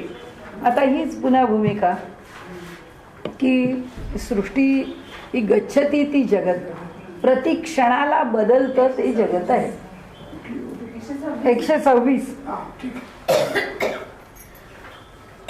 त्यामुळे प्रत्येक क्षणाला जग किंवा विश्व हे तसं राहिलेलं नसतं. म्हणजे आपल्याला व्यवहारात उदाहरण घ्यायचं तर ब्रेकिंग न्यूज, प्रत्येक क्षणाला ब्रेकिंग न्यूज आहे. म्हणजे चाललेल्या कार्यक्रमापेक्षा ब्रेकिंग न्यूजच जास्त असते. म्हणजे का, प्रति क्षणाला बदलतच आहे, प्रति क्षणाला नवीन बातमी आहे. तसं ह्या सृष्टीमध्ये प्रति क्षणाला बदल आहे. कोणत्याही क्षणाचं पुढच्या क्षणी टिकत नाही. त्यामुळे दिठी करवी वेढवी उदार जो उदार द्रष्टा नवी नवी क्षणाक्षणा आपणा नेसवी दर्शनाचे करवी सुंदर वस्त्रे जेविका तो वैश्वानर निज ज्वाळेची सुंदर वस्त्रे नेसवी वरच्यावर ज्वाळेकडून आपणा. सारखी ती ज्वाळा बदलत असते. त्यामुळे त्याचं वर्णन उपनिषदांनी सप्तमुख म्हटलेलं आहे वैश्वानराला, की त्याला 7 मुख आहेत. पण आपल्यालाच कळत नाही. आपण अनेक वेळा विचार करतो की यज्ञाच्या कुंडामध्ये, म्हणजे मी असा अग्नी बघते तेव्हा किती मुख त्याची अग्नी किती मुखांनी प्रकट होतो असं काही आपल्याला सांगता येत नाही. आता ही ज्वाळा वरेल तर दुसरी खाली जाते, ही दुसरी वर, सारखी ती ज्वाळा वर खाली होत असते. तर तसं त्यांनी सांगितलंय, निज ज्वाळेची सुंदर वस्त्रे नेसवी वरच्यावर ज्वाळेकडून आपणा. जी येथे ज्वाळा आणि वैश्वानर एकरूप साचार, तोच आहे प्रकार द्रष्टा दर्शनाचा. अजून माऊली तो विषय सोडायला तयार नाही. कोणता विषय घेतलाय आपला मागेपर्यंत? एकच विषय चाललाय की जो द्रष्टा आहे त्याच्यामध्ये आणि त्याच्यापासून जे प्रकट होतं त्यामध्ये काही फरक नाही. जसं आपण आणि आपलं व्यक्तिमत्व, काय फरक आहे? दुसरा माणूस जर आपल्याला म्हणाला या बाई रागीट आहेत, आता अगदी आजच्यावरनं आपण म्हणू की या बाई पाल्हाळीक आहेत, तासभर त्यांनी त्या याचं पाल्हाळ लावलं त्या प्रातिभासिक सत्तेचं किंवा पारमार्थिक सत्तेचं. म्हणजे मी आणि माझं पाल्हाळ काही वेगळं आहे का? काही नाही. मी माझ्या पाल्हाळानेच ओळखली जाईल किंवा मी माझ्या दोषानेच ओळखली जाईल. म्हणजे मी आणि माझे दोष हे एकमेकांपासून वेगळे होत नाहीत. तसं त्यांनी इथे म्हटलंय की वैश्वानर आणि ज्वाळा या वेगळ्या होत नाहीत. तसं द्रष्टा, दृश्य आणि दर्शन हे वेगळं आहे असं नाही. दृश्य आणि दर्शन एकच आहे. जे दिसतं आहे ते आणि त्याचं आम्ही पाहतो आहे ते रूप, द्रष्टा ते घेत नाहीयेत बरं का सारखा. द्रष्टाला ते मध्ये घेत नाहीयेत. ते सारखं दृश्य दर्शन, भज्य भजन, ज्ञेय ज्ञान, ह्या 2 गोष्टी घेत आहेत. तो ज्ञाता वेगळा वेगळा आहे ह्या घोळात ते पाडत नाहीत. कारण ते आता का पाडत नाहीत? कारण त्यांनी म्हटलं ज्ञाता, तो भक्त, तो ध्याता, हे सगळे जे आहेत हे एकच परमेश्वर आहे. आता ते सांगून झालंय. जे ते जे चैतन्य आहे ते परमेश्वरी चैतन्यापेक्षा वेगळं नाही आहे हे सांगून झालेलं असल्यामुळे आता प्रश्न फक्त दृश्य आणि दर्शन याचाच आहे. का आहे? कारण ब्रह्मांड जे आहे त्या ब्रह्मांडाला कोण पाहतो? हा द्रष्टा पाहतो. हा कशा करता पाहतो? त्याचा भोग म्हणून पाहतो. तर जो भोग तो घेतो किंवा ही सगळी सृष्टी आमच्या भोगाकरता निर्माण झालेली. नाही तर तांदूळ कशा करता पिकतो? आम्ही खाण्याकरताच पिकतो. ज्वारी कशा करता पिकते? आम्ही खाण्याकरता पिकते. हे सगळं जे विश्वब्रह्मांड आहे हे ईश्वराने काही निष्प्रयोजन जन्माला घातलंय? त्यांनी ही सगळी जी झाडं निर्माण केलेली आहेत, त्यांनी ही सगळी जी सृष्टी निर्माण केली आहे ती काय कुणी बघू नये? कुणाला काही त्याच्याबद्दल उत्सुकता निर्माण होऊ नये म्हणून निर्माण केली नाही. ती त्याचं वैविध्य हे लोकांनी पाहावं याच्याकरताच त्यांनी निर्माण केली आहे. आणि म्हणून ती निष्प्रयोजन नाही, ती प्रयोजनाने युक्त आहे. तिची प्रयोजनं अनेक आहेत. त्यातलं एक प्रयोजन आहे की ईश्वराचं वैभव बघावं. हे एक त्याचं प्रयोजन आहे. म्हणजे माणसांनी प्रवास करावेत का करू नये? ज्याला करता येतात त्यांनी जरूर करावे. कारण बघावं ईश्वराचं वैभव काय आहे, त्यांनी कसं प्रकट केलेलं आहे. ज्याला त्याची इच्छा नाही त्यांनी ते करू नये. पण इथे त्यांनी आपल्याला ते कोणत्या पातळीवर आता विषय मांडतायत? ब्रह्मांड आणि ब्रह्मांडाचं ज्ञान. ज्ञाता या पातळीवर ते मांडत नाहीये. ज्ञेय आणि ज्ञान, दर्शन आणि जे दृश्य जे आहे त्या पातळीवर मांडतात. दृश्य ही गोष्ट जीवापेक्षा अलग आहे. ते जे यापासून अलग आहे त्या 2 पुटी त्यांनी घेतलेल्या आहेत. आणि पुन्हा पुन्हा सांगतात की एकरूप साचा तोच आहे प्रकाश द्रष्टा दर्शनाचा. तोच प्रकार आहे. जसं दृश्य आहे, द्रष्टा पाहणारा आहे, हे त्याचं दर्शन आहे. वैश्वानरा ठाई जी जी ज्वाळा उत्पन्न होई ती ती नवी नवीच पाही उठे की तैसे दृष्टीचे दृष्टी किरण प्रत्यही नवे नवे जाण पडे परी नाही खंडण दृष्टीसी. आता द्रष्ट्याकडे आले. द्रष्ट्याकडे आल्यावर काय म्हणतात? या द्रष्ट्याच्या पासून हे पाहण्याकरता ही जी दृष्टी दिली आहे या दृष्टीपासून किरण बाहेर पडतात किंवा ती पाहण्याकरता त्याची शक्ती बाहेर पडते. ही शक्ती तरी कोण देतो?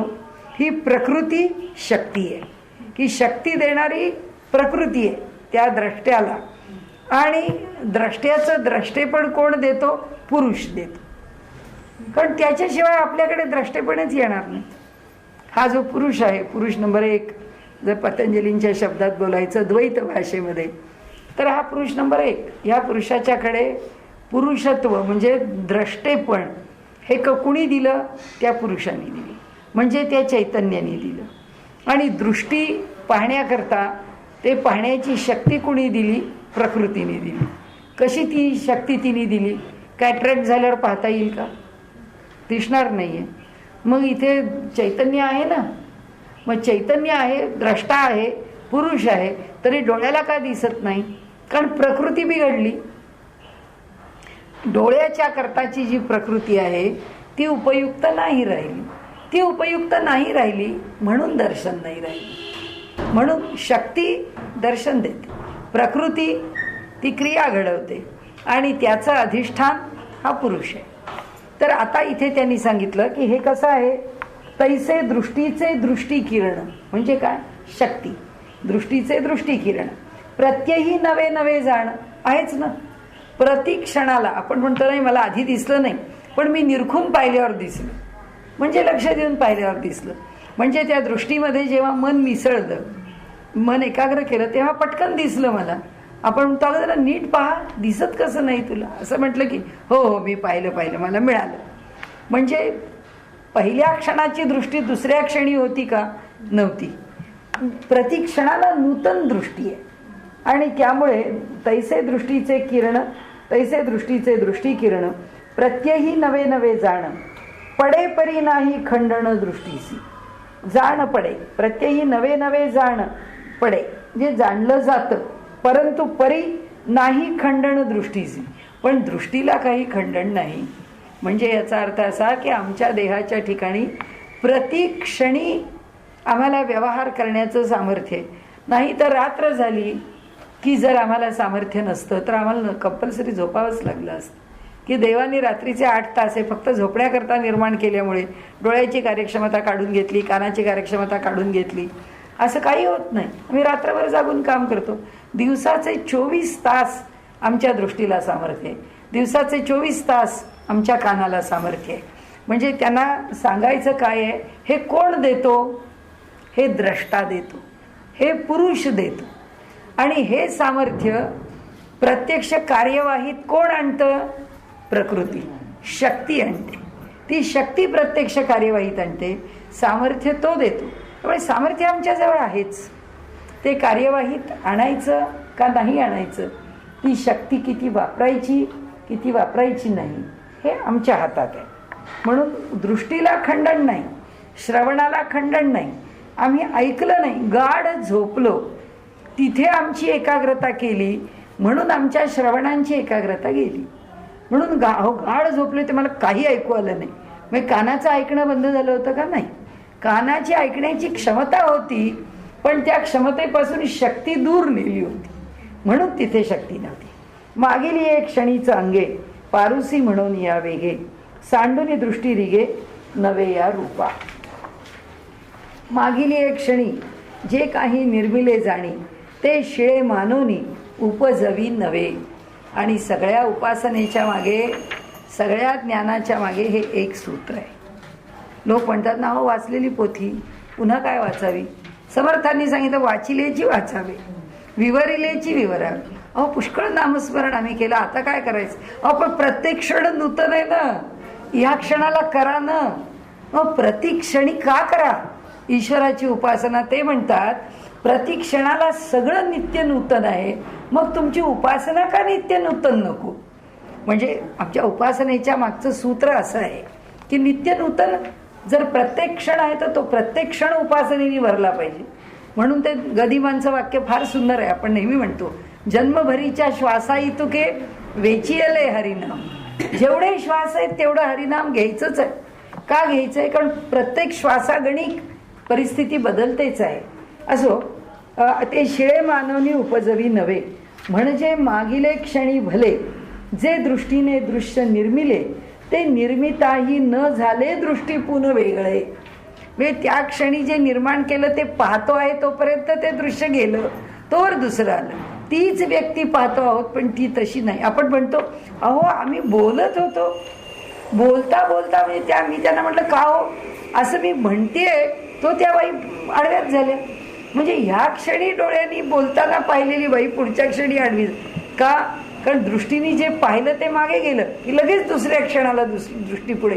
व्यक्ती तीच पाहतो आहोत पण पाहण्यामध्ये बदल आहे. आपण म्हणतो पहिल्यांदा माझ्याकडे पाहत होते, हसून बघत होते हो, नंतर त्यांचा चेहरा काही तितका बरोबर वाटला नाही. काय त्यांच्या मनात आलं कोणाला माहीत. क्षणाक्षणाला बदल आहे. हा व्यवहारात आम्ही अनुभवतो, तोच तत्वज्ञानात सांगतात. ते म्हणतात म्हणजे मागील क्षणी भले, जे दृष्टीने दृश्य निर्मिले, ते निर्मिताही न झाले दृष्टी पुन्हा वेगळे. म्हणाले काय झालं? जे दृष्टीने दृश्य निर्मिलं ते निर्मिताही न झाले दृष्टी पुन्हा वेगळे. का की दृश्य झाले निर्माण, म्हणून दृष्टी कारण येते झाले दृष्टीपण एरवी नाही. आता दृश्य आहे म्हणून दृष्टीला दिसत आहे. कोणत्या बाजूने विषय चाललाय आपल्या लक्षात आहे? ब्रह्मांडाच्या बाजूने विषय चाललाय. कशापासून चाललाय?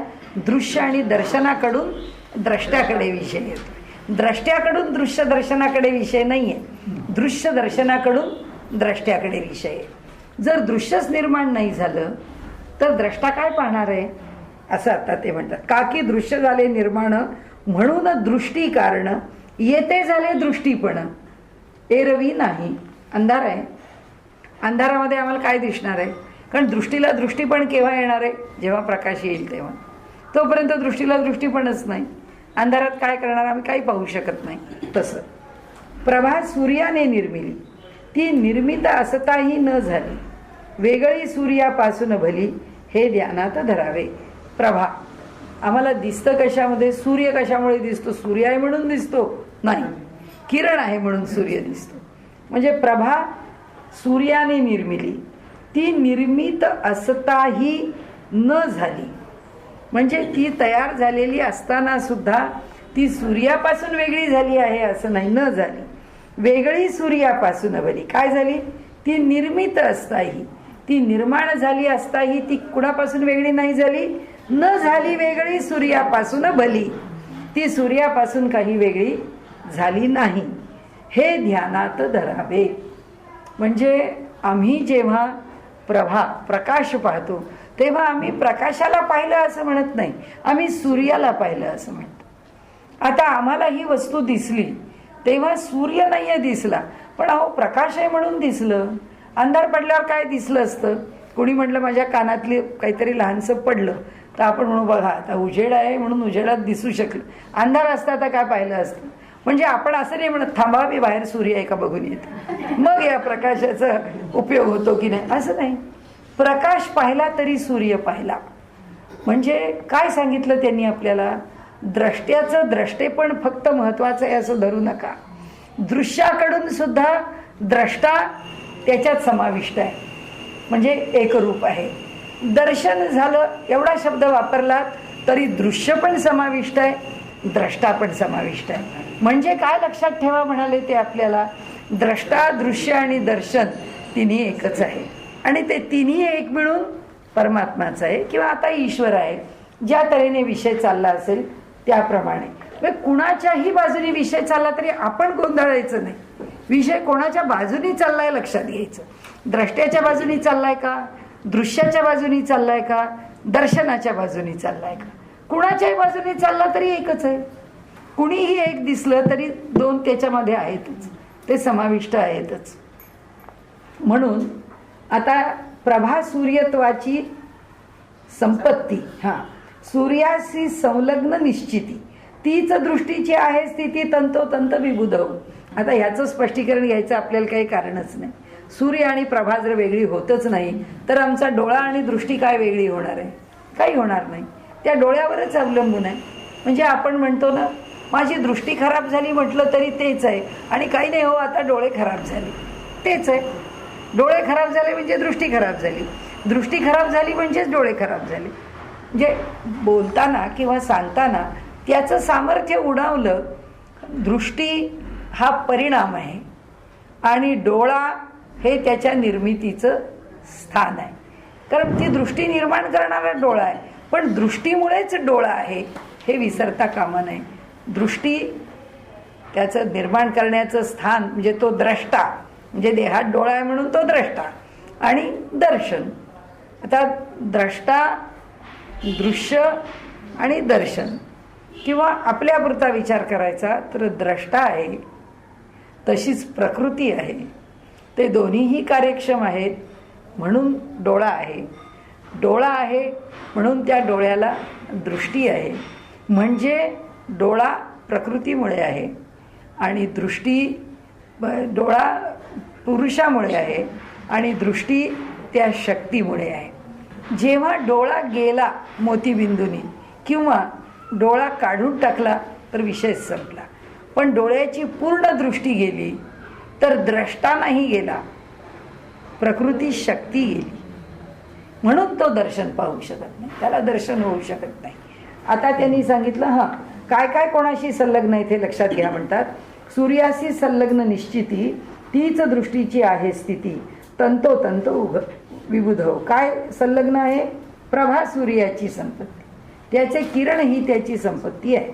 का की जे का दृश्यत्व ते दृष्टीचे अंग सत्य. आता संपत्ती आहे, आपण म्हणतो की आपलं आरोग्य हीच संपत्ती आहे. आरोग्य कोणाचं? देहाचं. पण देह आणि आरोग्य वेगळं आहे का?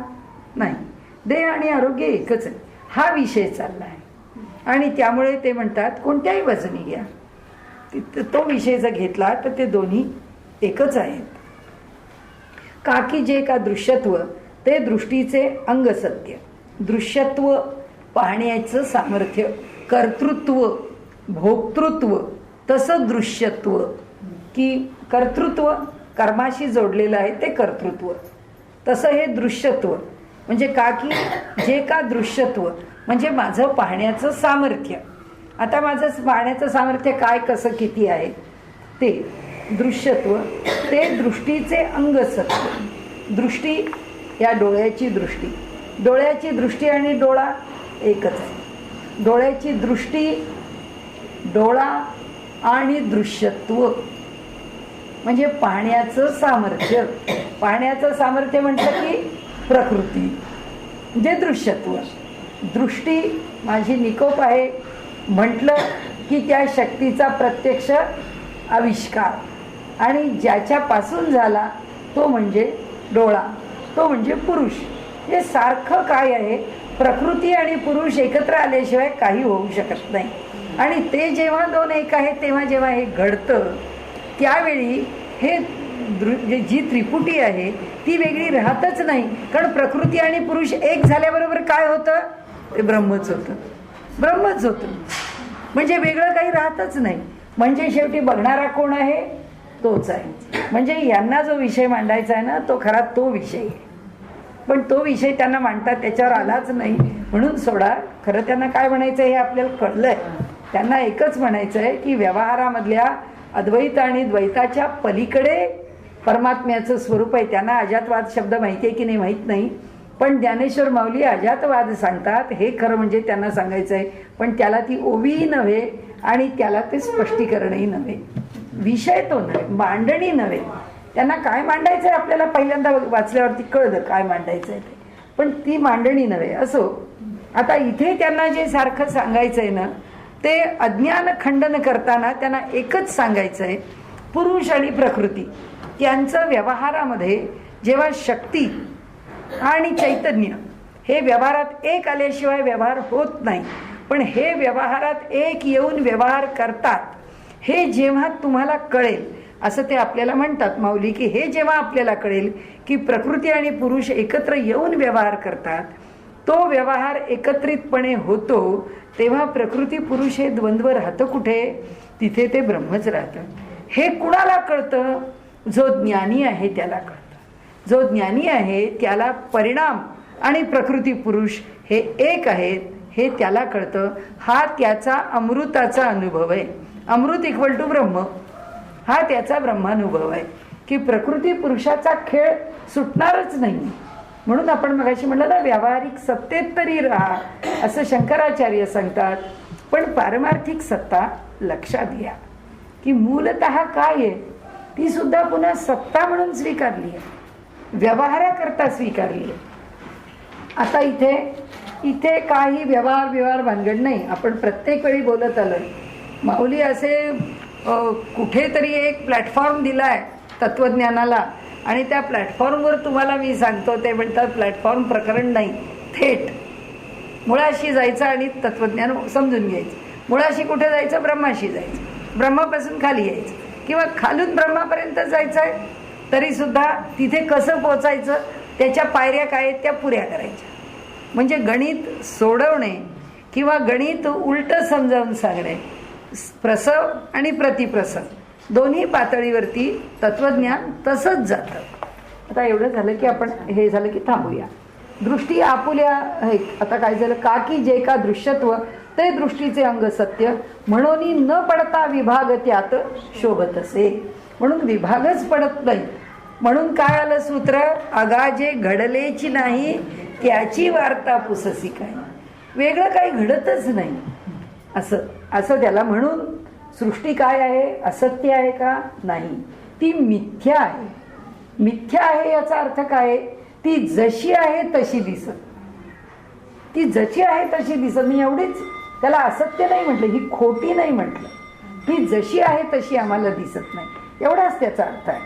आता पुढे शोभत दृष्टी आपुल्या लिले करून जे जे दृश्य करी निर्माण त्या त्या दृश्या समान आपणची होईल. आता कोणापाशी आलो आपण? दृष्टीपाशी आलो. दृष्टी आपुल्या लिले करून. आता माझ्या डोळ्याची, माझ्या दृष्टीची कमाल आहे की मला कोण व्यक्ती कशी दिसते ही वाईटच आहे, ही माझ्या दृष्टीचं कर्तृत्व आहे. ही अतिशय चांगलीच आहे, हे माझ्या दृष्टीचं कौतुक आहे. दृष्टी आपुल्या लिले करून जे जे दृश्य करी निर्माण, जसं दिसेल तसं. आता माझा जवळचा चष्मा आहे, मी तुमच्या सगळ्यांना बघते, मला कुठे कोण नीट दिसतंय, हे असंच दृश्य माझ्या पुढे निर्माण आहे की मी जे पाहते आहे, मला तर माहिती आहे कोण कुठे बसलंय म्हणून मी ओळखते. नाही तर मला लांबून ओळखायला सांगा, मला कोणीच ओळखायला येत नाही. म्हणजे माझी दृष्टी काय निर्माण करून देते? मला काही पुरतं दृश्य निर्माण करून देत नाही. ही लीला. हा चष्मा काढला की हा लावल्यावर बदलली दृष्टी. दुसरं काय? हा चष्मा काढला की प्रॉब्लेमच नाही. त्यामुळे ते म्हणतात आपली लीला हे दृष्टीचं सहजपण आहे. दृष्टीची लीला करून जे जे दृश्य करी निर्माण, आमच्या डोळ्यापुढे जे निर्माण होतं ते त्या त्या दृश्या समान आपणची होईल. कोण होईल? दृष्टी. म्हणजे दृष्टी आणि दृश्यत्व, तिची पाहण्याची ताकद. आणि काय म्हटलंय त्यांनी? जे दृश्य म्हणजे दृष्टी, दृश्य आणि दृश्यत्व, याच्यावर आता ते बोलतायत. त्या त्या दृश्या समान आपणची होईल. जैसा मेघ अंबरी एका क्षणा माघारी नानाविध रूपे धरी आपुले पण न मोडता. प्रत्येक क्षणाला त्या मेघाची रूपं बदलत जातात. मेघ उंटाकार झाला परी आकारी मेघची भरला, तलवारी सम दिसे चपला परी ते वीजची वीज असे की. कारण जरी तलवारीसारखी दिसते तरी ती काही तलवार नाही आहे, ती वीजच आहे. येथे दृश्य उंटाकार दृष्टी मेघ साचार, दृश्य समान वरच्यावर तीच बने, तीच बने. आता येथे दृश्य उंटाकार.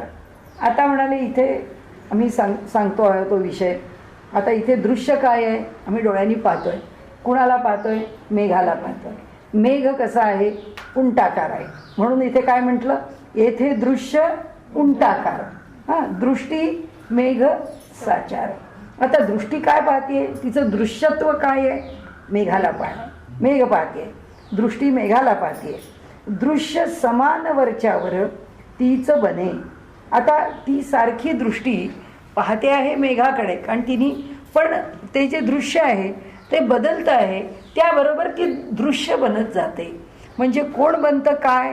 दृष्टी दृश्य बनत राहते. दृष्टीचं दृष्टी पण वेगळं राहत नाही.